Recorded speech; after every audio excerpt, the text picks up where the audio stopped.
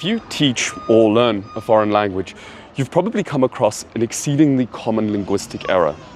And what I'm talking about here is when we attribute arcane or strange linguistic phenomena to deliberate decision on the part of an individual or a particularly powerful small group.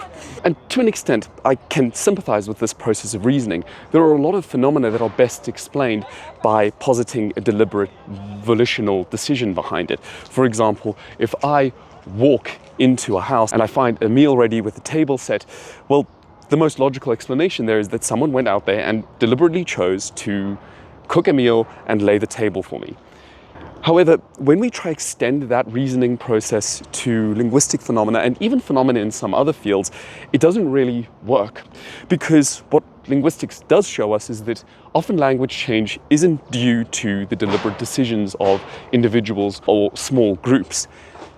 In fact, it's often subject to much more simple dynamics or mechanisms, such as analogical confusion or difficulty of pronunciation. I want to give you some concrete examples.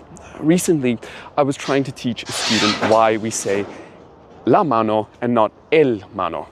And the student's question was quite interesting. He asked, who decided to make it el mano and not la mano? And you probably come across similar things before. People will often ask questions like, who decided that Spanish, Portuguese, French, etc., all the Romance languages would only have two genders, masculine and feminine, when German, for example, has a neuter? The problem there is in the thinking process. No one actively goes out and decides these things. For example, the two-gender system of most Romance languages can pretty simply be explained by the fact that the 5 declensions that they inherited from Latin were combined into only 2 when the complex Latin endings started being shorn off over time.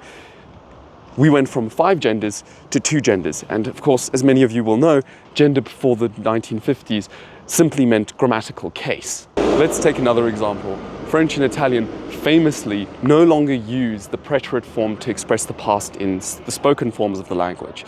But that doesn't mean that Napoleon or Alessandro Manzoni thought of the past in more recent terms than their Spanish or Portuguese contemporaries. No, it's because for a whole variety of reasons, Italian and French have moved towards a process of simplification of the past in the spoken language as a whole.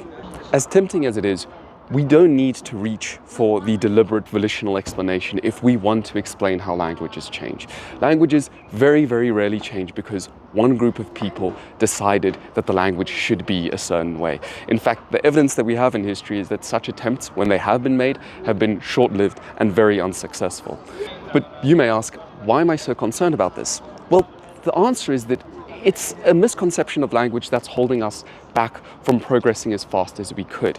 If, for example, you try to understand history as a set of completely isolated incidents, always the consequence of the individuals acting at the time, and never look for the broader geographical, social, economic, political patterns that determine those actions in the first case, you'd expend a lot of memory and come out knowing very little about how history works. And it's the same thing with language. If we try and posit the deliberate model for language change, we then can't really read patterns through a whole variety of languages. It slows us down. It limits our process of insight. I'm going to leave it there. I'm sure many of you who are more linguistically educated can provide me with some useful context and terminology in the comments below. I greatly appreciate that, as always. But before I leave, I'm going to suggest something. If you, as a teacher or as a student, know of other teachers or students who struggle with this, maybe pass on this video. It could serve as a useful introduction for changing the way that we think about how languages work and how we can teach foreign languages. For now, I'll leave you and say gracias, adios.